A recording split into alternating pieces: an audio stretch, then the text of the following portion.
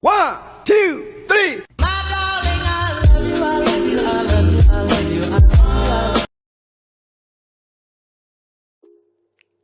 Bismillahirrahmanirrahim. Ketemu lagi dengan Miss Sari. Masih pembahasan bilangan berpangkat dan bentuk akar. Pada pertemuan keempat ini, Miss akan membahas masuk ke bentuk akar nih ya, mulai dari konsepnya serta operasi hitungnya berdasarkan sifat-sifat pada bentuk akar. Simak baik-baik ya. Oke, sebelum memahami pengertian dari bentuk akar, kita harus tahu dulu nih bilangan rasional ya. Bilangan rasional itu bilangan yang dapat dinyatakan dalam bentuk A per B ya. Dengan B-nya bilangan bulat. Jadi kalau dia masih bisa dijadikan bentuk A per B, maka dia masih bilangan rasional. Nah, bilangan bentuk akar itu bilangan yang hasilnya bukan bilangan rasional. Ya, jadi kalau diakarin ada akar berapa gitu, nah hasilnya bukan bilangan rasional, tidak bisa dijadikan bentuk A per B, atau tidak bisa dihasilkan gitu ya menjadi bilangan bulat, maka bilangannya disebut bentuk akar gitu ya. Jadi dua tadi ya, kalau dia tidak bisa dijadikan bilangan rasional atau akarnya bukan merupakan bilangan kuadrat, maksudnya tidak bisa diakarkan hasilnya jadi bilangan bulat, maka merupakan bentuk akar. Nah, contohnya nih, contoh bilangan bentuk akar 2, akar 3, akar 5. Kenapa? Karena kalau kita cari hasilnya, bilangannya panjang gitu. Kalau pakai kalkulator aja akar 2 itu 1, bla bla bla, akar 3 1, bla bla bla, akar 5 itu 2, bla bla bla gitu. Nggak habis-habis. Nggak bisa dinyatakan dalam bentuk A per B. Nah, maka itu termasuk bentuk akar. Nah, beda dengan akar 4, akar 9, akar 16, walaupun ada akarnya, tapi dia bukan bentuk akar. Kenapa? Karena 4 itu bilangan kuadrat. Dihasilkan bisa, akar 4 itu 2. Akar 16 pun sama, bisa jadi bentuk A per B, yaitu 4 per 1. Nah, kurang lebih seperti itu ya. Jadi tidak semua yang ada akarnya itu merupakan bentuk akar. Oke? Poin yang akan Miss bahas pertama ini adalah bagaimana mengubah dan menyederhanakan bentuk akar. Nah, pertama mengubah dulu. Nah, mengubah bentuk akar itu gimana? Jadi mengubah bentuk akar itu kita ubah bentuk akarnya menjadi bentuk pangkat atau eksponen. Nah, kalau ada bentuknya seperti ini, jadi akar dari A pangkat M, akar pangkat N ya. N-nya di sini, maka bentuk pangkatnya atau eksponennya adalah A pangkat M per N. Nah, kalau nggak ada angka di sini, N-nya ini nggak ada, berarti maksudnya itu 2 ya. Jadi akar 9 berarti ya 9 pangkat 1 per 2. Kurang lebih seperti itu. Nah, contohnya akar pangkat 3 dari 16. Nah, jangan langsung 16 nih. Kalau bisa 16-nya kita sederhanakan dulu bentuk pangkatnya.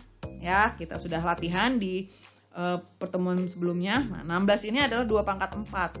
Maka bentuk eksponen dari akar pangkat 3 dari 16 adalah 2 pangkat 4 per 3. Oke, setelah mengubah bentuk akar, kita pelajari juga bagaimana menyederhanakan bentuk akar.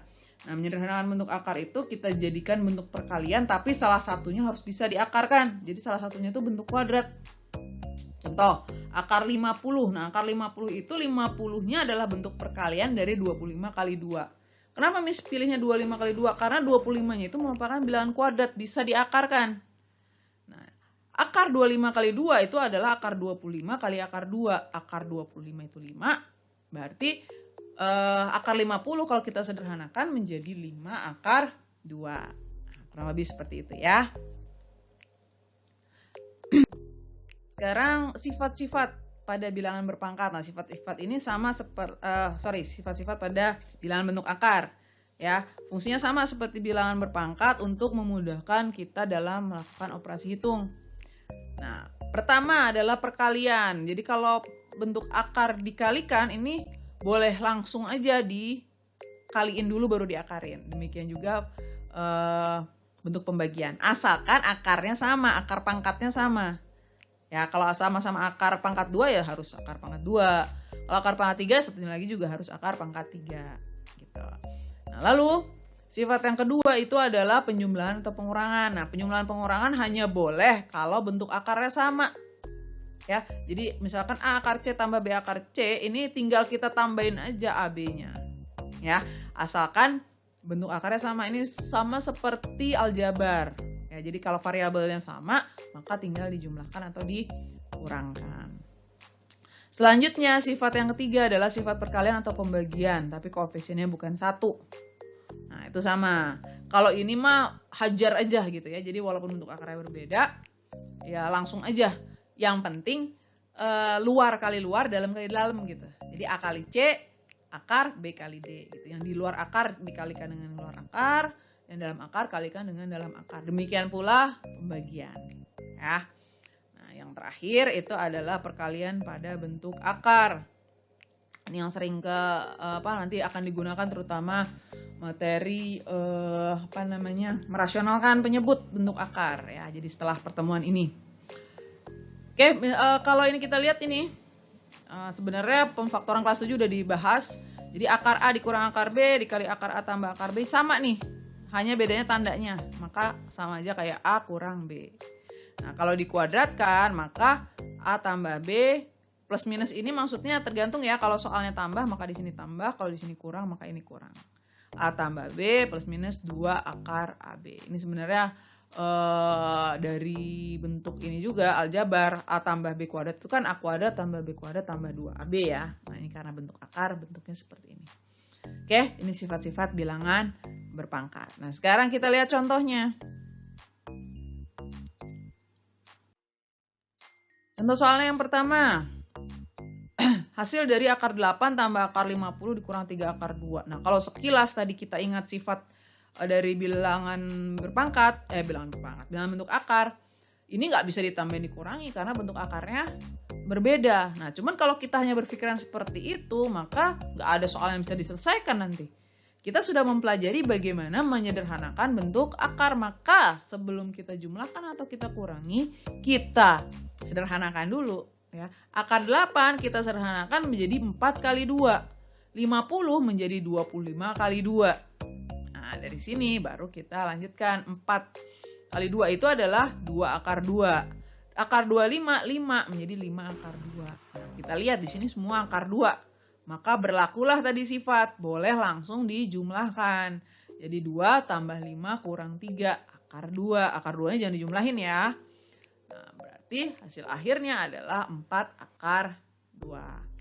Oke, contoh lainnya, hasil dari 2 akar 8 kali akar 3. Nah, perkalian, ingat kalau perkalian boleh beda.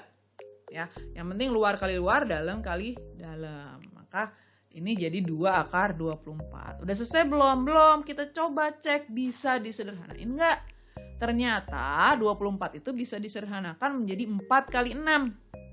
Akar 4 itu 2. Berarti jadi 2 kali 2 akar 6. Sehingga hasil akhirnya adalah 4 akar 6. Kenapa mesti disederhanain? Ya supaya memang kita biasakan dalam menyelesaikan sesuatu itu bentuknya harus paling sederhana.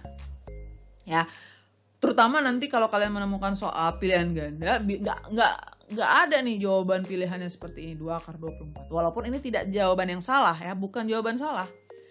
Tapi biasanya langsung jawaban paling sederhana. Makanya yang ada di pilihan gandanya ya 4 akar 6-nya gitu. Oke, satu lagi contoh soalnya. Hasil dari 2 tambah 3 akar 6 kuadrat.